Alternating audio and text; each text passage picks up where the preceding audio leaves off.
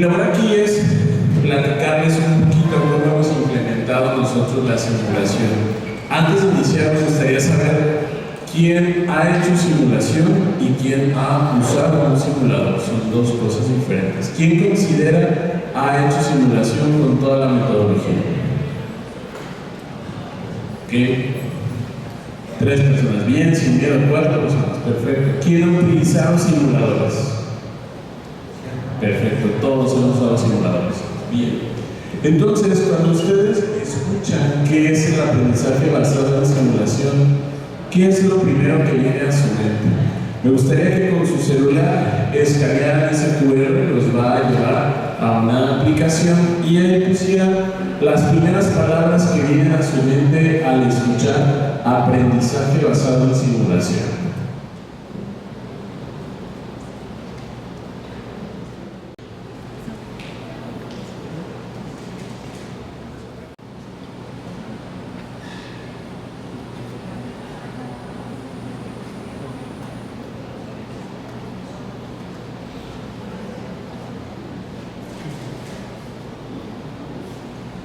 Bien, interesante. Esa es la lluvia de ideas que nos viene a la mente a todos cuando escuchamos la palabra simulación. A mayor tamaño de la palabra, mayor coincidencia con las respuestas. Interesante que las 3 palabras que más repitieron fue experiencia, práctica, escenario, enseñanza, parecido a la realidad, habilidades. Es decir, que para todos estamos en el contexto de que el aprendizaje basado en simulación, su final objetivo es generar un aprendizaje significativo a través de la experiencia. Bien, vamos a hablar un poquito del tema. Bien, ¿qué es el aprendizaje basado en simulación? El aprendizaje basado en simulación, de forma general, no solamente aplicado a ciencias de la salud, pues es el uso de la tecnología para representar situaciones en las que se ve enfrentar cualquier profesionalista en su vida diaria a través del uso de la tecnología, sobre todo en un ambiente controlado y seguro. Si somos honestos, no fue en las ciencias de la salud donde nació el aprendizaje basado en simulación, sino en las ciencias exactas, específicamente en la aviación y en la aeronáutica, porque se dio la necesidad de que practicaran en una zona segura antes de que se subieran personas a un avión sin experiencia. Pero esta metodología se ha reproducido en varias áreas como las ciencias exactas, las ciencias tecnológicas. Actualmente inclusive la simulación se utiliza para la generación de inversiones en la bolsa para ver cómo va a haber este movimiento.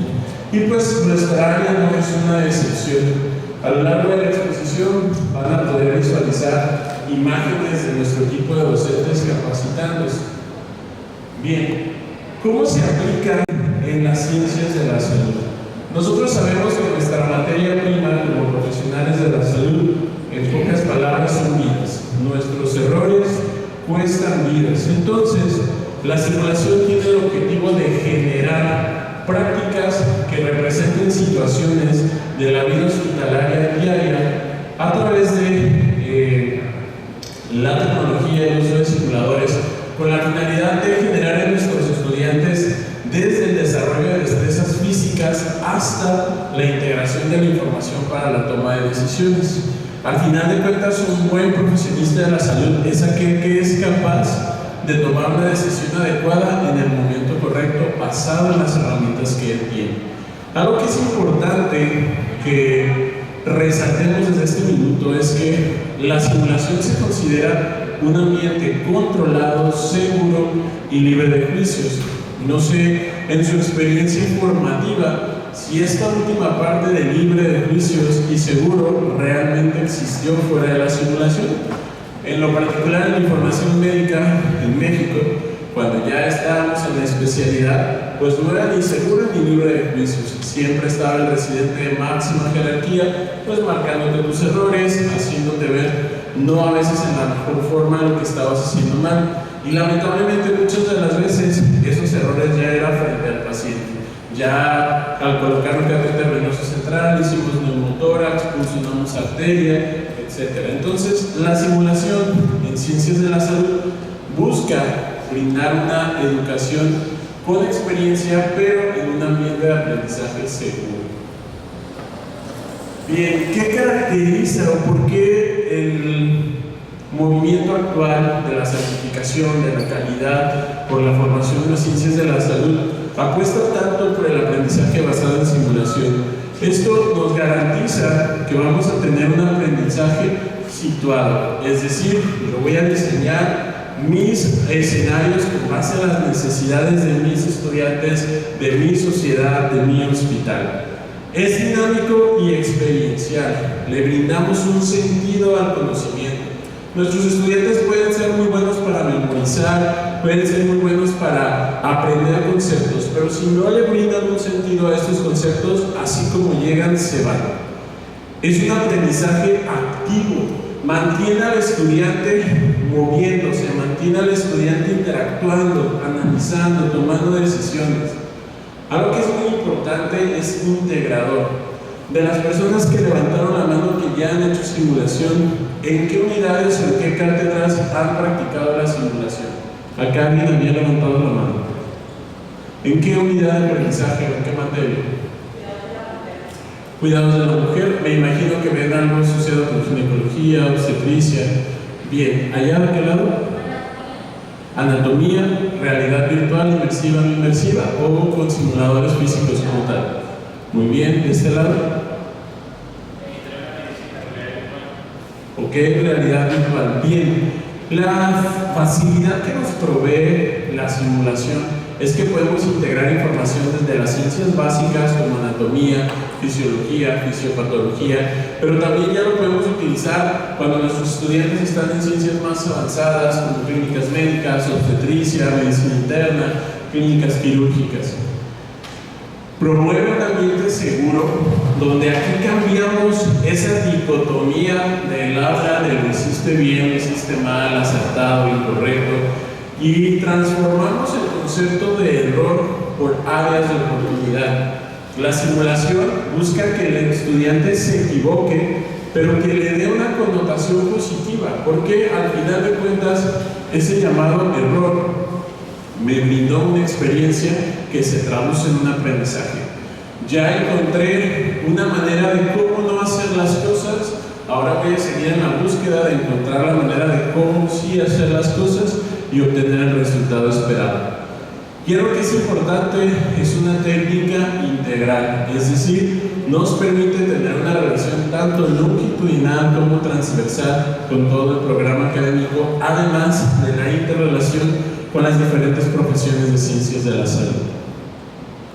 Bien, probablemente ustedes dentro de su docencia estén familiarizados con esta pirámide donde nos habla precisamente de los niveles de aprendizaje o de dificultad en el aprendizaje que debe tener cualquier estudiante, donde nosotros partimos de solamente aprender a través de lo que leemos, aprender a través de lo que escuchamos, de lo que vemos en fotos o videos, y en la parte más importante, que es donde se queda el aprendizaje mayor tiempo y con mayor significado, pues es a partir de la experiencia real.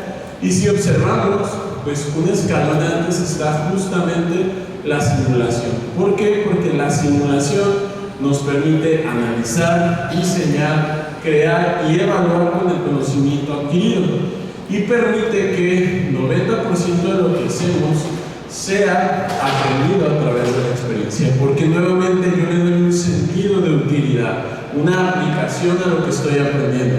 No solamente fue un concepto ya de que revisé en el aula y me aprendí para un examen, sino que yo ya le estoy dando una aplicabilidad en mi profesión, que es lo que voy a hacer en el día a día.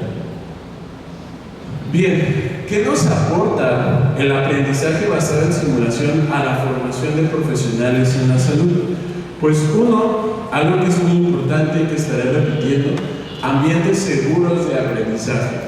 Dentro de todas las ciencias, desafortunadamente las ciencias de la salud es de los ambientes más hostiles para aprender, más marcadas las jerarquías, donde por ese estrés que manejamos, por el uso y desuso de diferentes tecnologías para el aprendizaje con los estudiantes y con los pacientes, pues pocas veces es seguro. Entonces El aprendizaje basado en simulación promueve generar un ambiente seguro donde el estudiante se puede equivocar, pueda cuestionar, pueda expresar sus dudas, pueda tomar decisiones sin miedo a tener una consecuencia.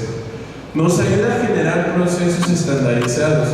Dentro de las cosas que aprendemos con simulación son las habilidades prácticas. Cuando nosotros estandarizamos el proceso para generar la colocación de una sonda de Foley, de una zona nasogástrica, de un catéter venoso central, la cantidad de errores que vamos a tener va a ser menor.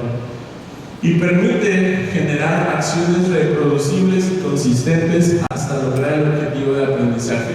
Yo puedo ilusionar 100 veces al simulador si es necesario y en la 101 me va a salir bien y no me dañé yo y no dañé al simulador, no dañé al paciente, que es el más importante. ¿Qué podemos enseñar? ¿Qué aplicación realmente tiene nuestro campo de expertise? Primero, procedimientos invasivos y ponemos en riesgo a nuestro paciente. ¿Qué tranquilidad sería tener un modelo donde yo puedo picar las veces que sea hasta que obtenga esa destreza? Y más importante, un modelo que me permite ir aumentando la dificultad del procedimiento sin exponer a mi paciente. 2. Exploración física. Ahora sí, levanten la mano los médicos. ¿Cuántos de ustedes antes de ir a su práctica ya con el paciente tuvieron la oportunidad de conocer qué era un soplo telesistólico y escucharlo 20 veces hasta que lo aprendieran? Quizá en nuestra época pues ya existía el famoso YouTube, donde estaban ahí los videos que trataban de representarlo.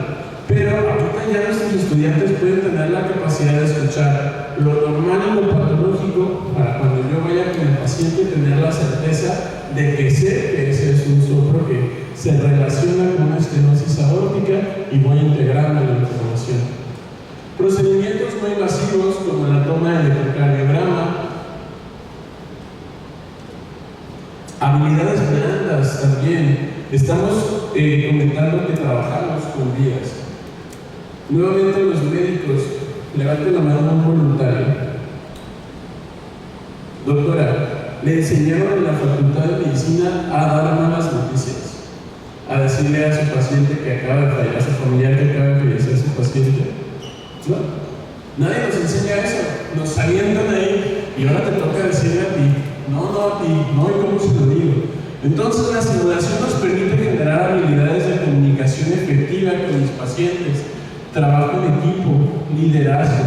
¿Cuántas ocasiones tenemos que enfrentarnos ante una situación crítica? Yo en lo particular en mi área de experiencia en urgencias, pues tenemos un paciente en paro y tenemos que saber trabajar en equipo y a veces me toca ser el líder del equipo y a veces me toca ser uno más y escuchar al líder. Y esto lo podemos ir fomentando desde la simulación. Que empezaron a echar a andar la simulación porque en su normativa o en su legislación ellos no tienen permiso de tener contacto con un paciente hasta que no tiene una cédula, cosa que a veces en América Latina pues es un poco más sencillo. ¿En qué se traduce la simulación en ciencias de la salud? Uno, y muy importante, disminución de los errores médicos. Si yo egreso de la información con mayor seguridad, con mayor habilidades, en mi práctica diaria voy a tener menos errores. 2. Cumplimos pasos y secuencias. Esto se traduce en procedimientos más seguros, en seguridad para el paciente. 3. Mejor trabajo en equipo de forma multidisciplinaria. 4. Aportamos destrezas, habilidades y capacidad de respuesta más efectiva en el día a día. 4. Podemos saber desde la medicina general, desde la enfermería, cómo proveemos los cuidados inmediatos en el área de urgencias. No sé qué tan frecuente sea aquí, pero en muchas ocasiones en México, en el último año de la facultad, se llama una etapa de servicio social. Creo que aquí también lo hacen, pero estoy seguro. Y esos pasantes del servicio social van a las comunidades más lejanas, donde a veces no se tienen los accesos de salud a los niveles más altos. Entonces, es a esos médicos y a esas enfermeras que les toca proveer el cuidado inmediato. Entonces, se traduce en salvar vidas. Y obviamente tenemos una comunicación efectiva acorde al contexto donde nos estamos desenvolviendo. Bien, Estos son los niveles de simulación. La última actualización pues ya es algo viejita, se hizo en el 2007. Sin embargo, nos habla de que los niveles de simulación nos ayudan a determinar qué tipo de habilidad vamos a enseñar y acorde a qué tipo de simulación. La simulación no es algo tan nuevo. Si ustedes recordarán nuestra formación, ¿a cuántos de nosotros no nos tocó el análisis de casos clínicos? Esa ya era un tipo de simulación. El aprendizaje a través de resolución de problemas, ese también era un tipo de simulación. Entonces, en el nivel 0 tenemos la denominada simulación escrita. Aquí nuestros estudiantes van a adquirir habilidades cognitivas pasivas, es decir, únicamente asociado a la memorización. ¿A qué nos va a ayudar? Pues a que mi estudiante pueda establecer un diagnóstico y posteriormente evaluar el tratamiento de mi paciente. Posteriormente viene el primer nivel de simulación, donde ya interviene el uso de simuladores denominados task trainers. Son simuladores de baja fidelidad cuyo objetivo es el desarrollo de destrezas físicas. Simuladores para intubación orotraqueal, simuladores para canalización, para colocación de sondas. Nos ayudan con habilidades psicomotoras y prácticas. En el nivel 2 tenemos la simulación a través de la realidad virtual inmersiva y no inmersiva. Aquí le permite al estudiante tener habilidades cognitivas interactuadas y que tienen un feedback inmediato, lo que le ayuda en la mejora de su manejo clínico. Después vienen los pacientes estandarizados. Esta es una de las experiencias más enriquecedoras de la simulación porque promueve el aprendizaje entre pares, la enseñanza entre pares. Un estudiante, un instructor capacitado representa el rol de un paciente en una situación clínica y otro tiene que abordarlo. Entonces nos ayuda al desarrollo de habilidades cognitivas, interpersonales, puede facilitar aunado al nivel 2, pues la mejora de las habilidades diagnósticas. Posteriormente viene el nivel 4, que es el uso de simuladores de fidelidad intermedia o aquellos simuladores de baja fidelidad, pero que forman la estructura anatómica completa, donde nosotros podemos desarrollar escenarios de simulación que parecieran simples, pero pueden basarse en la toma de decisiones, en habilidades procedimentales complejas. Y por último viene el nivel 5 de simulación, que es el uso de simuladores de alta fidelidad para el desarrollo de habilidades psicomotoras cognitivas y la integración de la información. Aquí nos ayuda sobre todo para que el estudiante pueda tomar decisiones, pueda trabajar en equipo. Sin embargo, aquí es algo muy importante. Los simuladores, si bien son la herramienta para ejecutar la simulación, no hacen la simulación. La simulación la generamos nosotros los docentes y un simulador de baja fidelidad nos puede ayudar y ser suficiente para integrar información, para generar una simulación de nivel 5 siempre y cuando nosotros tengamos la habilidad y sobre todo la imaginación para hacerlo. Un concepto similar son las denominadas Simpson. Esta fue una propuesta que se publicó en el 2021 y que se le ha dado mucha promoción a nivel internacional. Las Simpson se basan en estos 4 niveles. Primero, nuestro estudiante sabe. Aquí se lleva a cabo la simulación con fines autoevaluativos, principalmente a través de casos virtuales. Después, nuestro estudiante debe saber cómo. Aquí desarrolla destrezas físicas, destrezas clínicas a través del uso de simuladores de baja y media fidelidad. Posteriormente, ya que sabe y sabe cómo, nos demuestra cómo. Entonces aquí mi paciente ya tiene escenarios de simulación con el paciente estandarizado, donde es el mismo paciente estandarizado el que le da este feedback. Y posteriormente ya integra la información y sabe qué hacer. Que es cuando mi estudiante ya sabe trabajar en equipo, sabe cómo va a resolver un problema en una situación real. Bien, este es el concepto general del aprendizaje basado en simulación. ¿Alguna duda, algún comentario? ¿Algo que puedan aportar en su experiencia? Las personas, sobre todo, que todos ustedes en sus unidades, entendí que no todos somos de esta universidad, todos ya tienen el uso de simuladores dentro de su actividad diaria. ¿Sí? Bien, ¿qué simuladores tienen? ¿Qué simuladores usan de forma regular? de este lado. ¿Perdón? Cloro, muy bien. Ok, de este lado. Noé.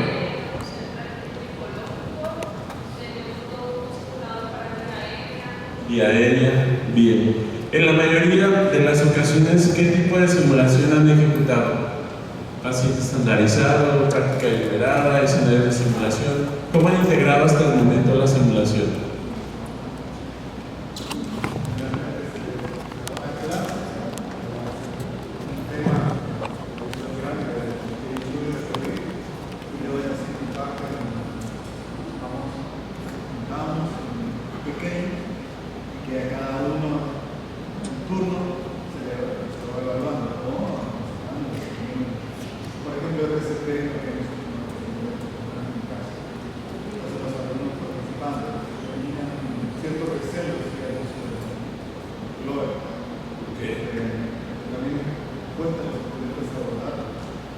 Bien, esta parte es normal, realmente la resistencia a veces es ese temor a lo desconocido por parte de los estudiantes, pero una vez que le agarramos el gusto, pues ya no hay quien nos detenga. Bien, vamos entonces con la segunda fase, que es lo que me trae aquí el día de la diferencia entre usar simuladores y aplicar la metodología de la simulación.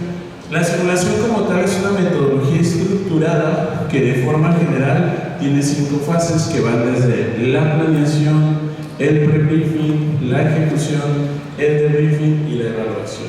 Esto sin importar el tipo de simulación que hagamos, llámese paciente estandarizado, llámese práctica deliberada, escenarios integradores, escenarios de simulación, y sin importar el fin con el que lo hagamos, formativo o evaluativo, siempre debe de tener estas 5 fases. Esto es diferente a solo usar simuladores. Los simuladores los hemos usado desde hace muchísimo tiempo. En el caso de México en particular, pues anteriormente nosotros utilizábamos los dorsos para RCP, para que nos enseñaran a intubar, pero no había una metodología. Tal cual veíamos al instructor hacerlo y después nos ponía a hacerlo cada uno de nosotros, pasábamos todos y se acababa la práctica. Si lo hacíamos bien, nos felicitaban; si nos hacían mal, nos corregían, pero hasta ahí, no había mayor interacción. Bien, ¿qué debo de saber yo como docente para poder integrar la currícula o en la currícula, perdón, el aprendizaje basado en simulación? Les voy a pedir que me ayuden con esta pequeña encuesta nuevamente para que nosotros partamos de un contexto general. Es un Forms que hemos estado promoviendo las respuestas a lo largo de las diferentes plazas en las que hemos dado esta capacitación, con la finalidad de poder establecer cómo andamos precisamente en la integración de la currícula. Les voy a dar unos minutos para que la vayan respondiendo.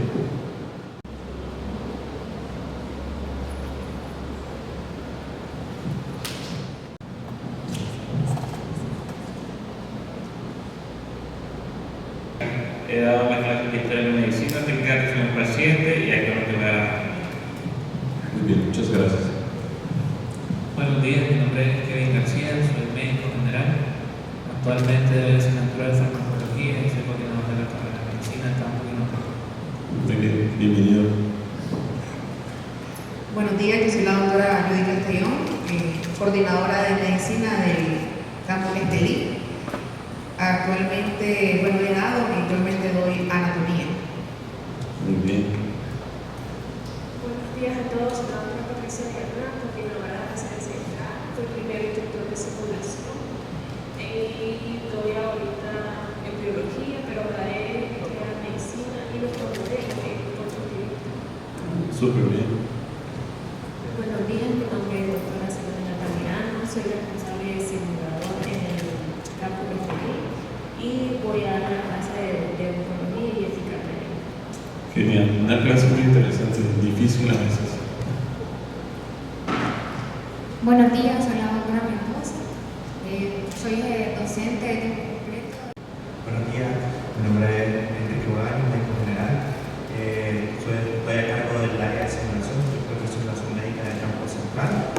Impartimos clases de farmacología 2, parasitología, bioética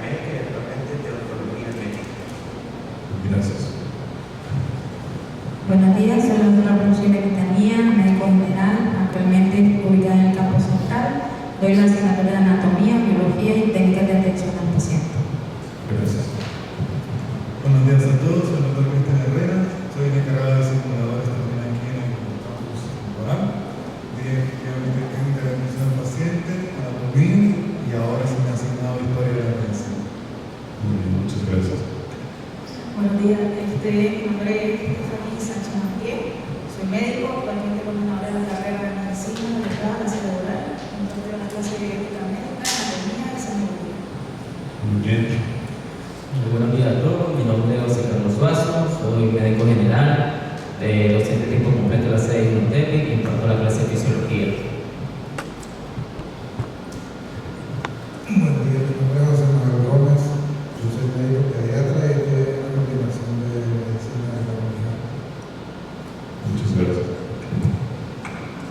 Samar Molina, soy médico y actualmente laboro en el UCN en el campus de Quilitepe como responsable del área de simulación médica, he dado las materias de técnica de atención al paciente y en este nuevo ciclo he dado Muchas gracias. Buenos días, mi nombre es Catherine Hernández, licenciada en enfermería. Pertenezco al campus Quilitepe y una de todas las asignaturas que imparto es conducta de enfermería. Muchas gracias.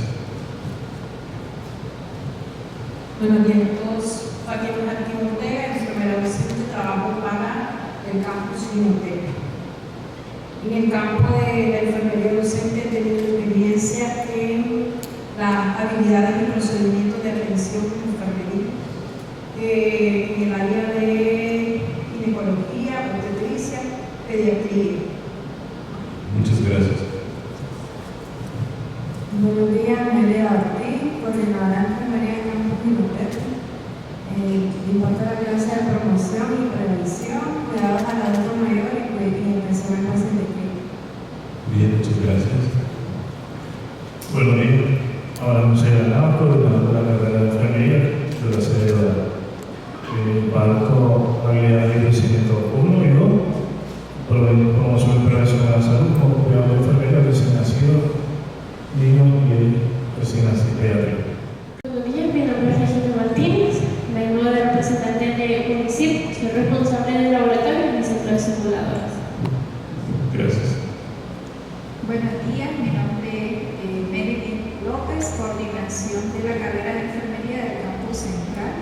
También ejerzo la parte docente y he dado algunas asignaturas como grado de enfermería de la mujer, he dado las enfermería en la parte comunitaria, también enfermería habilidades y destrezas de enfermería, donde los estudiantes realizan prácticas en ellos mismos y también a veces nos auxiliamos de los simuladores.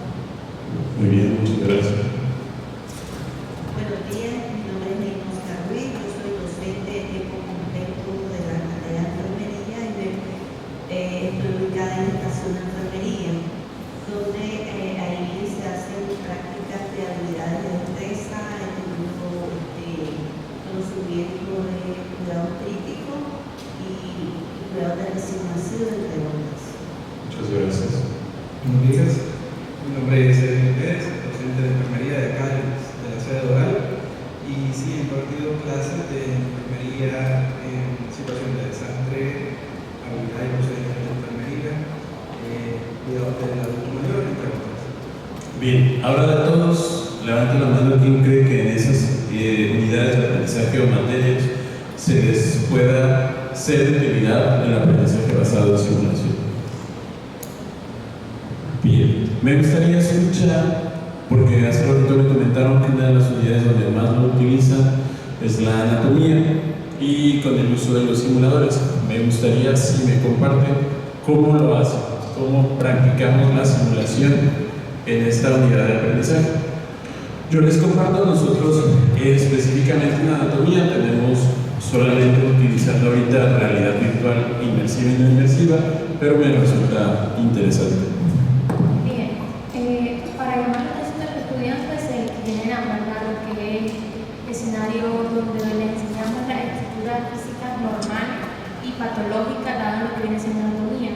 Por ejemplo, en lo que viene siendo parte del sistema urinario, lo que viene siendo reproductor, respiratorio y cardiovascular, se utiliza la interpretación de lo que viene siendo la simulación. También para enseñar lo que viene siendo la revisión de algunos órganos y sistemas, por ejemplo, exploración física y de las mamas, sobre todo. Entonces, en esta unidad de aprendizaje no solamente es descriptiva, no solamente ven la conformación de órganos y sistemas, sino ya vemos un poquito de función y de exploración. Así es. Muy bien. Bien, vamos entonces, ¿qué debo de saber? Si lo pudiéramos resumir, para nosotros aplicar el aprendizaje basado en simulación, primero debemos de partir de entender nuestra cultura organizacional. Me mencionaba hace un ratito que ustedes siguen el modelo constructivista, ¿verdad? Mencionar. Nosotros tenemos en nuestra universidad, también seguimos un modelo constructivista que se llama competencias profesionales integradas. Todos nuestros programas de las diversas licenciaturas están bajo este modelo universitario. Es importante conocer la cultura organizacional porque obviamente de ahí se desprenden los programas de cada una de las asignaturas y por ende en esos programas es en los que vamos a trabajar. Dos, precisamente dominar no solamente el programa de mi materia, sino cómo se relaciona longitudinal y transversalmente con el resto de materias que forman parte de la currículum de esa licenciatura. Y pues obviamente debemos tener conocimiento sobre lo que es aprendizaje basado en simulación. Bien, partiendo de qué debo de saber de la cultura organizacional, esto no es examen, pero ustedes mismos respóndanse. De su universidad conocemos cuáles son los valores, cuál es la misión y cuál es la visión, porque esto nos apunta hacia dónde sumamos esfuerzos como institución. Cómo nos proyectamos hacia la sociedad, pero también cómo nos integramos dentro de la universidad. Del programa académico, nosotros debemos de determinar varias cosas importantes. Cuando nosotros diseñamos un programa académico, debemos de partir de cuál es el objetivo final de ese programa.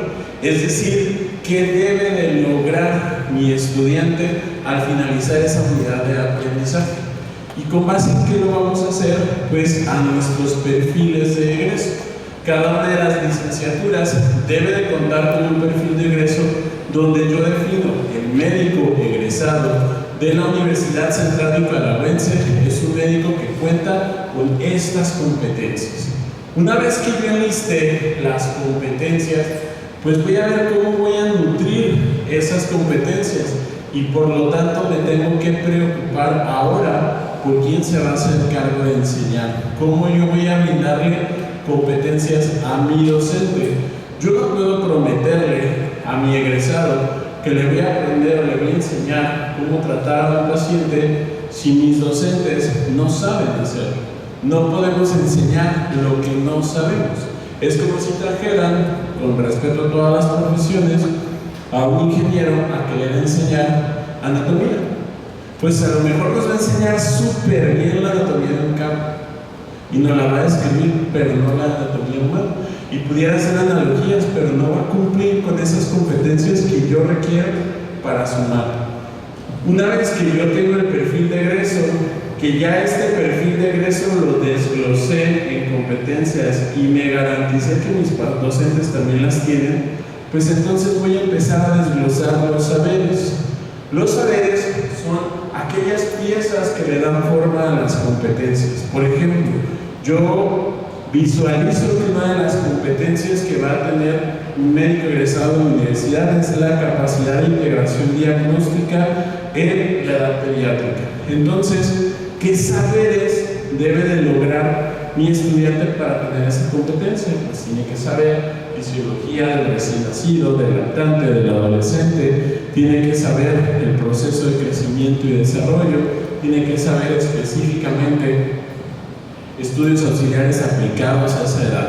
Entonces, una vez que yo ya conozco mi programa académico, pues ahora sí voy a identificar dónde cabe la simulación. Entonces, el aprendizaje basado en simulación tenemos que entender que es una metodología, no es una herramienta, no es nada más el uso de un simulador, sino es una metodología que se debe de alinear a lo que yo establecí en mi programa académico.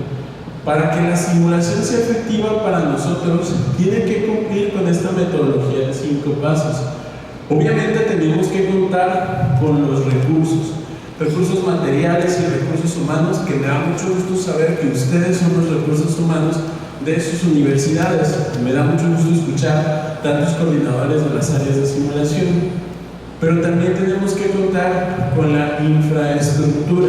Y para la infraestructura no necesitamos un edificio de 3 pisos, con un sitio donde yo pueda ambientar lo suficiente para hacerlo lo más realista posible. Con eso es más que suficiente. Muchos de ustedes tendrán la oportunidad inclusive de hacer simulación in situ en algún hospital, en algún área ya de atención, donde el estudiante tenga una interacción más realista. Entonces, ¿qué es lo que vamos a hacer? Necesito que formemos equipos. Espero que todos traigamos por lo menos en nuestro celular acceso a internet para que podamos descargar o consultar sobre todos los programas académicos de nuestras unidades. Me gustaría que, de ser posible, hiciéramos 6 equipos. No me acuerdo, somos 2, 4, 6, 8, 10, 12, 13, 16. Sí, 6 equipos, y traten de hacerlo con afinidad en relación a las unidades de aprendizaje que me mencionaron. Obviamente escuché la mayoría anatomía, no todos pueden ser anatomía, así que hagamos 6 equipos donde ustedes puedan abordar. Vamos a hacer un ejercicio práctico, el programa académico de la unidad, por ejemplo, de cuidados de la mujer. Otro, escuché también fundamentos de enfermería, puede ser otro equipo, anatomía puede ser otro equipo, deontología puede ser otro equipo, fisiología puede ser otro equipo. Entonces, por afinidad, ayúdenme a hacer esos 6 equipos y nos vamos a poner en ruedita con nuestras sillas, por favor. Prestar en este momento 2 formatos para que ustedes hagan ese análisis. Uno es la tabla para el análisis y otro es para determinar las prácticas. Lo primero que vamos a hacer es darle lectura, revisar de forma exhaustiva todo el programa académico. Me imagino yo que en su programa académico plasman desde los objetivos, qué competencias, el tema como tal que se va a abordar con los estudiantes, la forma de evaluar al estudiante y los recursos que le proveen al estudiante. Entonces, primero es conocerlo, dominarlo y desglosarlo. Posteriormente vamos a trabajar con la primera tabla, que es esta. Yo seleccionando la unidad de aprendizaje que vamos a impartir, pues coloco en qué ciclo es la unidad de aprendizaje y aquí vamos a desglosar todos los temas que tiene esa unidad de aprendizaje, ¿de acuerdo? Si es anatomía y tiene 10 temas, pues vamos aquí a enlistar los 10 temas. Y basados en su experiencia, en qué se hace en ese tema y en lo que hemos platicado hasta el momento, vamos a debatir como equipo. ¿Se aplica o no se aplica la simulación? Si se aplica, hay que poner qué tipo de simulación haríamos. Si no se aplica, hay que justificar por qué no se aplica. Ojo, hay que ser súper objetivos, tomando en cuenta lo que les acabo de decir. Aplicar la metodología, no usar un simulador. Porque yo puedo decir que sí, puedo utilizar el simulador para que se enseñe a dar compresiones, pero no es lo mismo a utilizar la metodología de la simulación para enseñarles soporte vital básico, ¿vale? Entonces, vamos ahorita a repartirles los formatos y vamos a trabajar primero con este formato y terminando avanzamos al siguiente.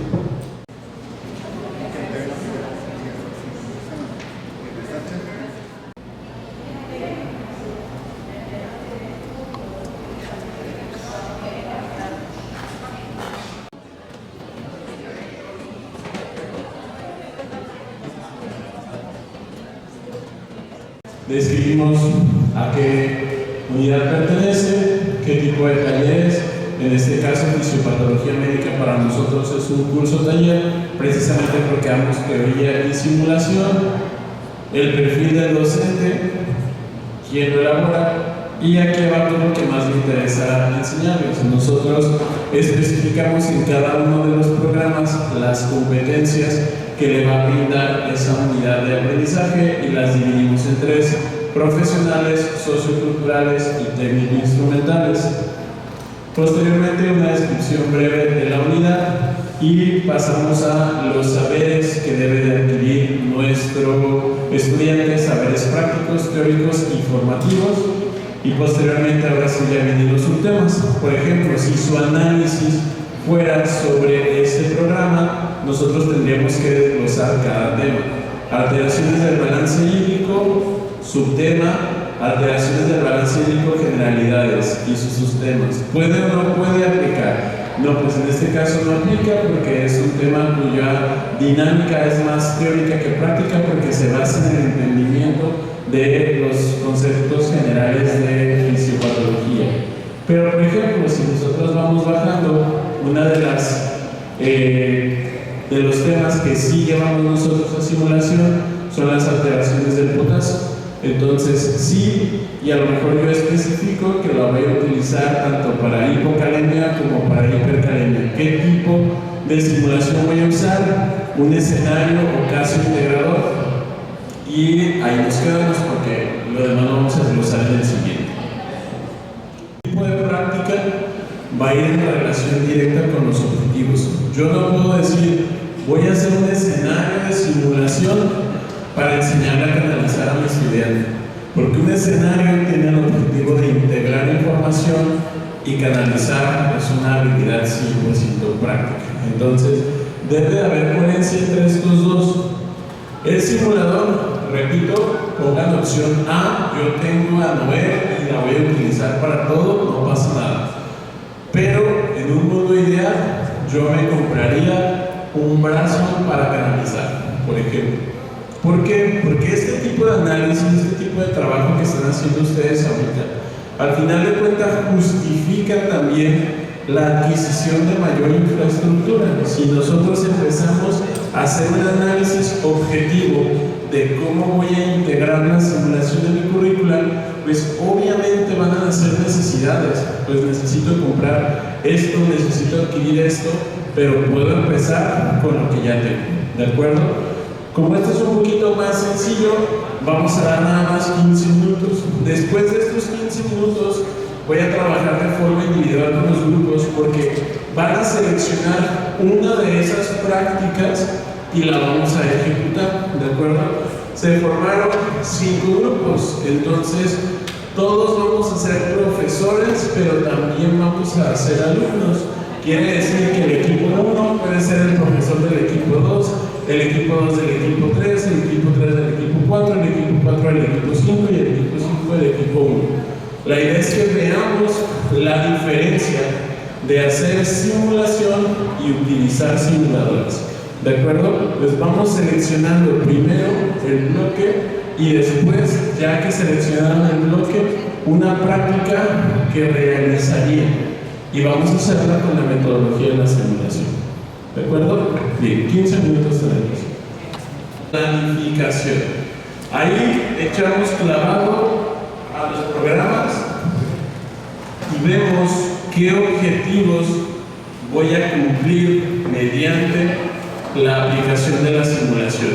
Me compartió ahorita la doctora sus formatos de las unidades de aprendizaje y pues ustedes tienen bien establecidos el objetivo de cada unidad. Entonces, la simulación tiene que dar respuesta a ese objetivo. Cuando nosotros planificamos, debemos de tener bien en cuenta que hay que saber hacer una práctica, es decir, el diseño instruccional. ¿Qué hacemos? Lo que acabamos de practicar. Identificamos la unidad de aprendizaje, a quién va dirigido y qué voy a ganar con esa práctica. En nuestra universidad, y me imagino que ustedes también, hay unidades de aprendizaje que son comunes a las diferentes carreras. Por ejemplo, fisiología, sí o sí lo tenemos que llevar todos. médicos, enfermeras, odontólogos, anatomía de igual manera, pero los objetivos son diferentes porque la aplicabilidad que le damos es distinta. Entonces, ¿a quién va dirigida mi simulación y cuál es el diseño de esa práctica? Una vez que ya tenemos estos tres aspectos, ahora sí, vamos a diseñar la práctica como tal, que es lo que vamos a trabajar en este momento. Primero ya seleccionar qué tipo de simulación vamos a hacer. Si es una habilidad práctica, nos vamos a enfocar en prácticas deliberadas.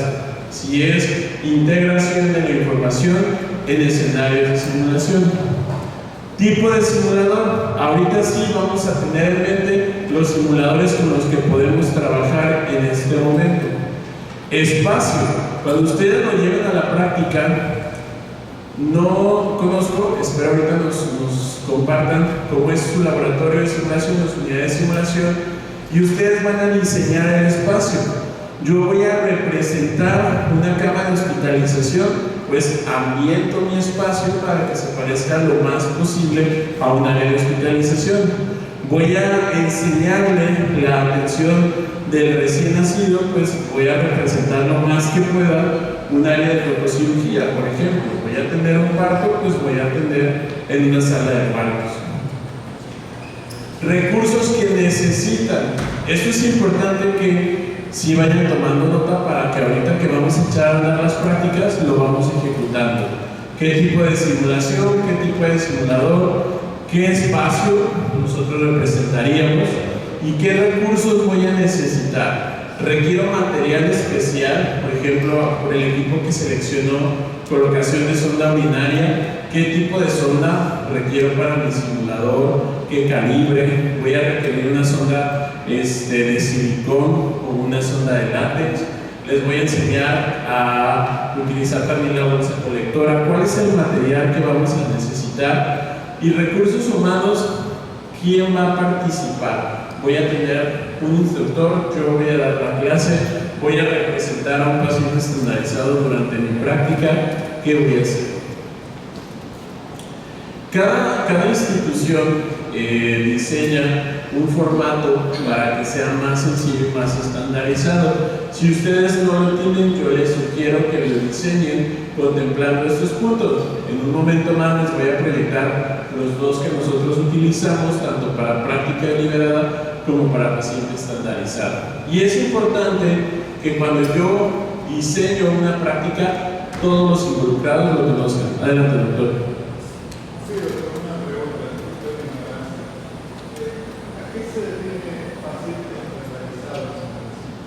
Paciente estandarizado es la representación de un actor, en este caso puede ser nosotros, puede ser un instructor, puede ser un rol de paciente, puede ser un rol de médico. Por ejemplo, cuando nosotros hacemos una práctica de relación médico-paciente, los instructores representan al rol del paciente. Entonces mi estudiante se dirige con ese paciente y le da la mala noticia o le da el diagnóstico e interactúa de forma directa. Una vez que se logra el objetivo, el mismo paciente estandarizado, que es el instructor, le da el debriefing al paciente, le dice qué hizo bien, qué hizo mal, qué se puede mejorar. En este contexto, eso es un paciente estandarizado. También cuando hacemos escenarios de simulación, pueden jugar el rol, por ejemplo, de una enfermera, de un camillero, del familiar del paciente, y nos ayudan a darle realismo a los escenarios.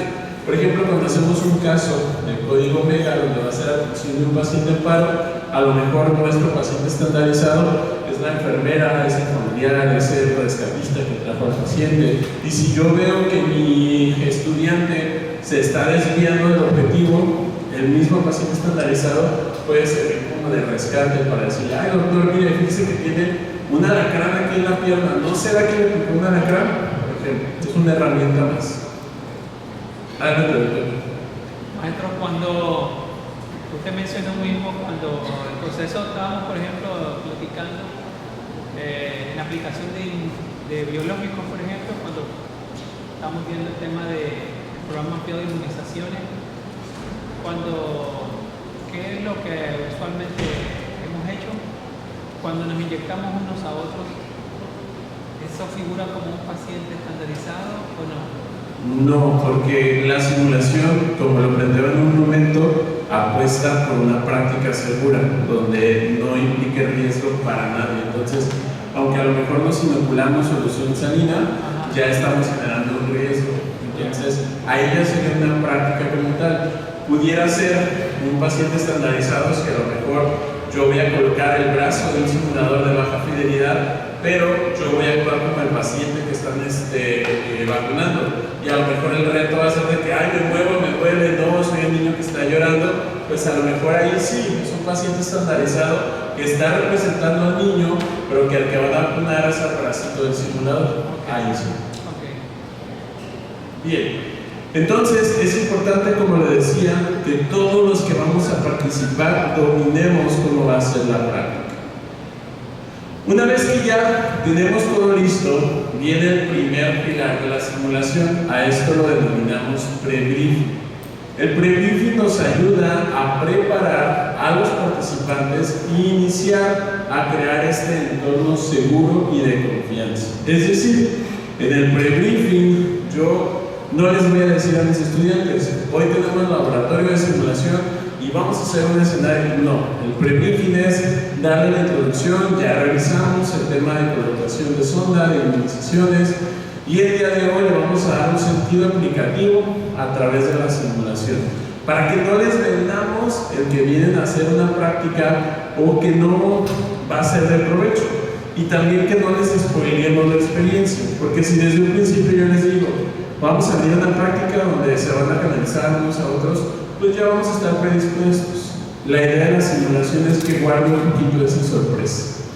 En este pre-briefing también vamos a contextualizar a nuestros estudiantes, vamos a sumergirlos en el ambiente de la simulación y vamos a establecer este entorno seguro, donde ellos tienen que tener la tranquilidad de que si nos equivocamos, está bien. De hecho, eso es lo que queremos, que te equivoques aquí, donde no vas a dañar a nadie, donde nadie va a salir perjudicado y donde yo, tu profesor de confianza, bajo mi experiencia, te voy a poder dar ese norte de cómo se hacen más fáciles las cosas una vez que ya vimos la teoría. Importantísimo generar ese vínculo de empatía. Creo que la mayoría de ustedes concordarán conmigo que aunque seamos el profe más buena onda del mundo, siempre hay ese recelo entre nuestros estudiantes de qué me va a decir el profe, me va a corregir, y este es el momento en el que nosotros tenemos que romper ese paradigma y generar esa confianza. Precisamente porque yo soy tu docente, pues soy el responsable de acompañarte en este proceso. Yo soy el experto, entonces no espero que tú llegues a mi clase, a mi práctica siendo un experto. Yo te voy a ayudar a hacerte experto en este tema. Bien, ¿qué pasos se nos sugiere? Primero, explicar brevemente a qué venimos, presentar los objetivos. Esto sí es muy importante. Siempre hay que presentar qué queremos alcanzar después de la simulación, qué queremos que ellos logren después de la simulación. Todos los centros de simulación se recomienda sean muy claros desde un principio en su reglamento. Por ejemplo, en nuestro centro de simulación no se puede acceder con ropa normal, todos tienen que acceder con traje quirúrgico, guantes de nitrilo para poder manipular a los simuladores. Cada uno de sus laboratorios debe tener su propio reglamento y hacérselo saber. Y hay 3 contratos que a nivel internacional se nos recomienda establecer con nuestros estudiantes. Esto con fines didácticos. El primero, confidencialidad. Darles la garantía a nuestros estudiantes que lo que pase durante la práctica se queda durante la práctica. Yo no voy a andar divulgando, híjole, no supo dónde era la uretra y le estaba tratando de meter la sonda a Chloe donde está el clítoris. No, es que está bien tonto, no. Todo se tiene que quedar en el aula. 2, realismo. Este es el punto que hace diferente a usar simuladores de hacer simulación. Todos, incluyéndonos a nosotros como docentes, tenemos que actuar con la misma ética y el mismo profesionalismo como si estuviéramos con un paciente real. No es el mono, no es el robot, no es la Chloe, no es la Noel, es la paciente fulanita de tal a la que le vamos a brindar atención con un equipo de salud. Y por último, se recomienda que tengamos un sistema de videograbación. Esto con fines meramente académicos. En muchas ocasiones, en la adrenalina del escenario, pues no nos damos mucho cuenta de lo que hice o no hice. Pero ya cuando nos vemos grabados, decimos, ah, no, sí, pues sí la regué. No, pues sí tengo que checar más esto. Entonces, la videograbación, obviamente de la mano de la confidencialidad, nos da una herramienta más para que nuestros estudiantes se puedan ver a sí mismos en la ejecución. Posteriormente, describimos de forma breve qué vamos a hacer, sin spoilearles la práctica. Se presenta el simulador. Hoy vamos a usar a Noel, que es un simulador de alta fidelidad, en la cual ustedes van a poder hacer esto y esto, y no pueden hacer esto y esto. Tienen que utilizar guantes, tienen que utilizar este equipo. Asignar roles. Vamos a hacer una práctica deliberada de colocación de sonda urinaria donde tú eres el responsable de colocarla. Entonces tu deber es presentarte como si fuera un paciente. O es una práctica integradora mediante escenario de simulación, donde vamos a tener un equipo multidisciplinario, donde tú eres el líder, tú eres quien explora, tú eres quien interroga qué rol vamos a repartir a nuestros estudiantes. Importante ser muy claro con los tiempos. Ser muy claro con los tiempos, ¿de acuerdo? Vamos a durar un máximo de 45 minutos, el escenario se acaba cuando yo lo indique, cómo va a terminar el escenario. Y por último, pero no menos importante, reducir siempre la ansiedad de nuestros estudiantes, ¿de acuerdo? Hacer un breve repaso de los aspectos que vamos a revisar para entrar en un ambiente de confianza. La fase 3 es la fase pues, más bonita, porque es la ejecución de la práctica. Aquí nosotros vamos a echar a andar lo que planeamos y vamos a llevar la práctica como base en los objetivos que nosotros acabamos de mencionar. ¿Qué tenemos que considerar? Siempre promover la participación activa. Si yo veo que un estudiante se me está quedando, pues hay que lograr motivarlo. Individuales donde va a ser uno a uno con el simulador, es importante que la retroalimentación que le demos a uno la estemos socializando con los demás, porque así ellos van a evitar esos mismos errores.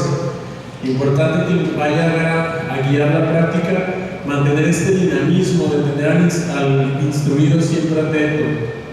Ojo, la simulación nos permite a nosotros como docentes identificar aquellas áreas que quizá debamos de retomar en el aula para fortalecer.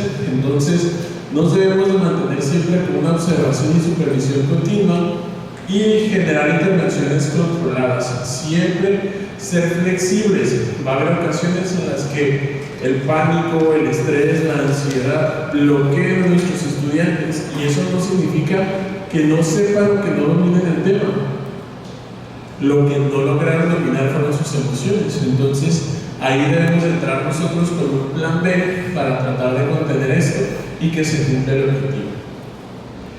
Luego viene la fase que los simulacionistas decimos que es el corazón de la simulación. Si nosotros diéramos temporalidad, la fase 3 no debe de ser mayor a 15 minutos.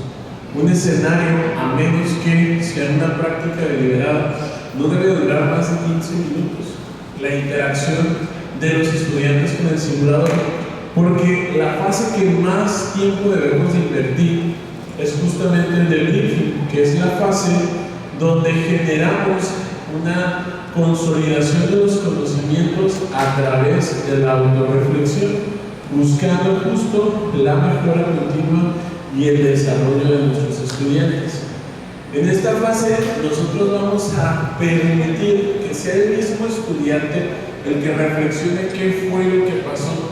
Vamos a evitar la parte dicotómica de abordar una práctica como correcta o incorrecta, aciertos o desaciertos, sino vamos a generar justo esta reflexión sobre la experiencia que vivió nuestro estudiante para que a través de la misma pueda consolidar el conocimiento. Si bien no hay una técnica estricta donde diga el debriefing siempre tiene que ser así, si no, no funciona, pues hay varias recomendaciones que siempre empatan en lo mismo: promover la confianza, la autorreflexión y el compromiso consigo mismo. ¿Qué debemos de considerar al momento de hacer el debriefing? La simulación como tal es una experiencia que puede generar muchas emociones positivas y negativas en nuestros estudiantes. Lo primero que hay que hacer es validar esas emociones, es decir, explicarle al estudiante que es normal ponerme nervioso la primera vez que voy a canalizar, que voy a poner una sonda, que voy a tener un parto. Es normal, somos humanos tratando humanos. Entonces, no podemos ocultar esas emociones. Y lo más importante es enfriar esas emociones. Si ustedes ya han practicado la simulación, va a haber ocasiones en las que el estudiante se moleste, se frustre, se enoje, no acepte una retroalimentación inmediata.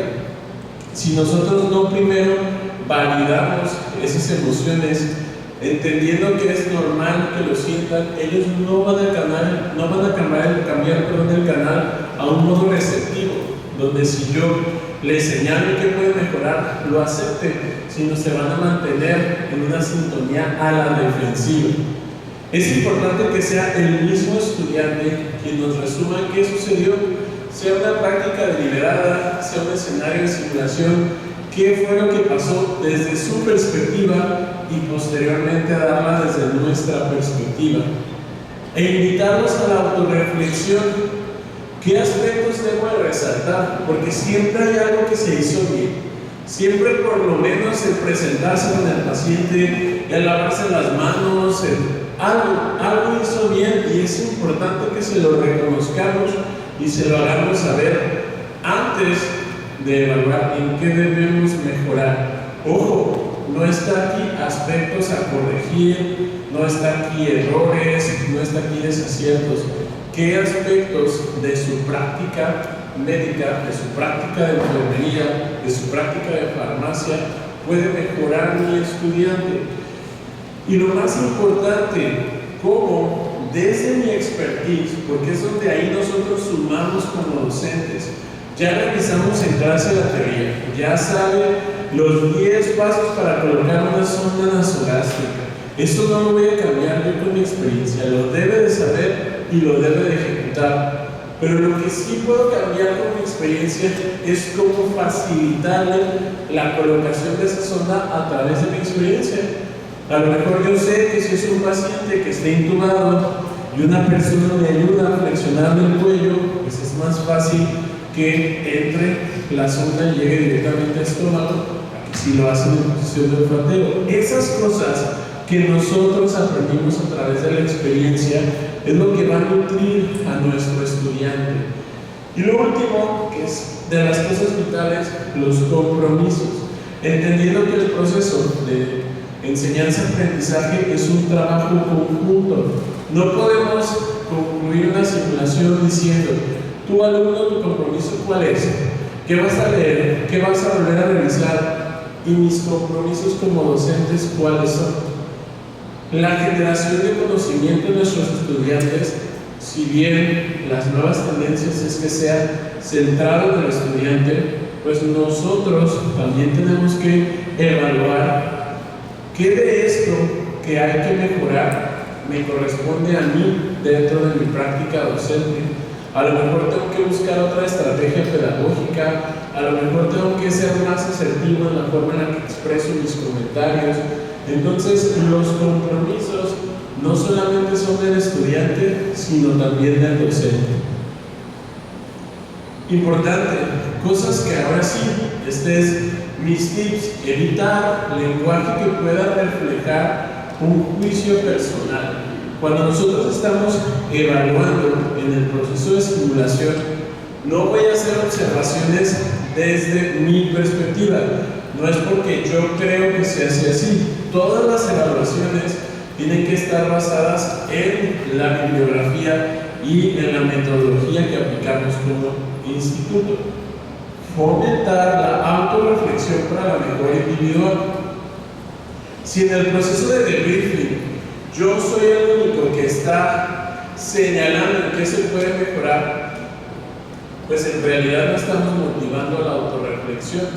Nuevamente, yo docente te estoy diciendo con palabras bonitas que hiciste mal, pero no te estoy invitando a que tú identifiques en qué puedes mejorar. Si me lo dicen y es alguien que me interesa, pues lo voy a tomar en cuenta, pero si me lo dice el profe con el que no he hecho un buen rapport, por más que ese profe tenga la razón, no lo voy a tomar en cuenta porque no me interesa su opinión. Entonces, lo más importante es que sea una autorreflexión, que ellos mismos identifiquen tanto lo que hicieron bien como lo que pueden mejorar.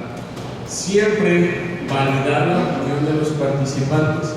Repito, no esperemos que nuestros estudiantes lleguen a la simulación siendo expertos. Van a la simulación a hacerse expertos. Entonces, a veces ellos ven cosas que nosotros no. Y quizás nosotros generamos un caso, un escenario de simulación, donde bajo mi perspectiva está súper claro que el caso es de un infarto. Pero resulta que el estudiante leyó y también la disección aórtica da los mismos síntomas. Entonces, puede tener una opinión igual de válida. Brindarle estrategias para fortalecer los aspectos que detectemos como áreas de oportunidad, nuevamente desde nuestra experiencia. Vamos a enseñar electrocardiograma y la metodología que vemos en clase pues es muy cuadrada, pero quizá a mí como docente se me hizo más fácil aprender la frecuencia cardíaca si divido los cuadritos que hay entre R y R y entre 1500, y a mi compañero se le hace más fácil contar cuántos complejos QRS hay en 10 segundos. Entonces, cada quien va a ir adaptando la forma en la que va a hacer las cosas. Y lo más importante, evitar comentarios dicotómicos. Sí, no, bien, mal, acertado, inacertado. Cuando entremos a simulación, olvidémonos de esas palabras. Esto es lo que hace diferente el usar los simuladores a hacer simulación. Posteriormente viene la fase de evaluación. Esta fase nos proporciona la información sobre qué se hizo bien y qué se hizo mal de nuestra planificación. Ojo, aquí ya no estamos evaluando al estudiante, estamos evaluando nuestro desempeño como simulacionistas. ¿Qué me salió bien? ¿Qué no? ¿Qué tengo que mejorar? Vamos a medir el impacto de esa simulación en mi estudiante. Yo sé que antes de ir a la simulación no quedaba muy claro cuál era la fisiopatología del infarto agudo al miocardio. Y después de la simulación, mi estudiante ya es capaz de explicar cuál es la fisiopatología. Entonces, tuvo un impacto positivo. Hay algunos aspectos que a nosotros nos van a guiar. Ustedes pueden generar una prevaloración para identificar con qué conocimientos llega el estudiante y una postvaloración para ver cuáles conocimientos adquirió durante la simulación. Importante, la herramienta que utilicemos para evaluar el proceso de simulación tiene que ser siempre acorde a los objetivos de la práctica y qué competencia buscamos desarrollar en nuestro estudiante. Estas pueden ser cuantitativas o cualitativas, pero siempre congruentes con los objetivos y las competencias. Nos debe permitir a nosotros identificar qué áreas vamos a trabajar en conjunto con nuestros estudiantes, qué áreas tienen que trabajar en lo individual.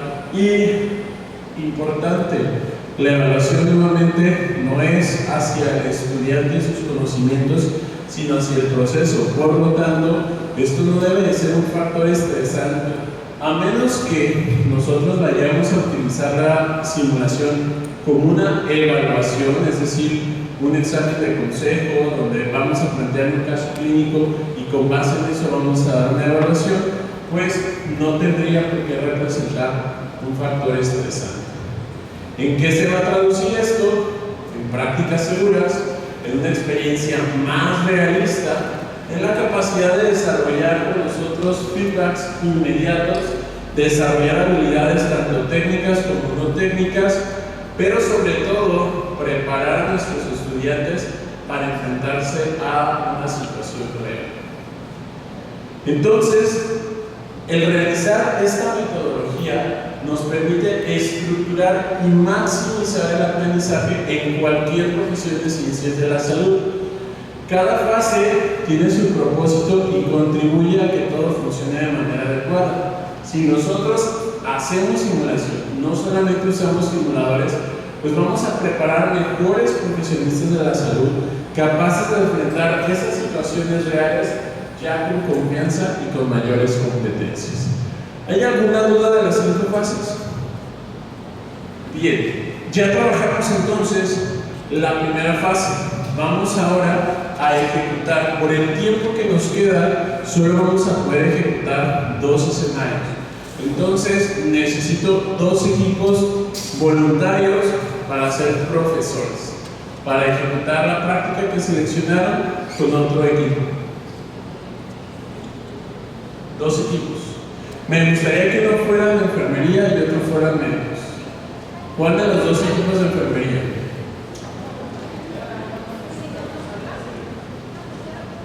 ¿Quién dice yo? ¿Ustedes? Va. ¿Y de medicina? Ustedes. Bien. Vamos a tener 10, máximo 15 minutos para que, basados en la práctica que seleccionaron, diseñemos y ejecutemos la práctica a otro de nuestros compañeros. El resto de los equipos que no van a participar nos vamos a subdividir en 2 grupos que seremos los alumnos de quienes iban a ser docentes. ¿De acuerdo? La idea es que aprovechemos los simuladores que tengamos aquí. Si va a ser algo procedimental, no sé si contemos con el material. Por ejemplo, ustedes habían seleccionado una de sonda urinaria, no sé si tenemos sondas que podamos utilizar. La idea es que hagamos la representación. No sé si en el laboratorio tendrán una sonda que nos preste para la práctica de este equipo. Una sonda urinaria. Bien, entonces los equipos docentes tienen 10 minutos para que afuera del auditorio se preparen y yo les voy a dar la entrada para que puedan venir. Y los demás me van a ayudar a que hagamos aquí una U con sus sillas, como si aquí fuera el aula, y nada más, cada equipo van a utilizar el mismo simulador. ¿Qué simulador utilizarían ustedes? Y utilizaríamos a Noé. ¿Y ustedes también van a utilizar a Noé? ¿A Chloe? ¿Y ustedes también? Ah, ok, vamos.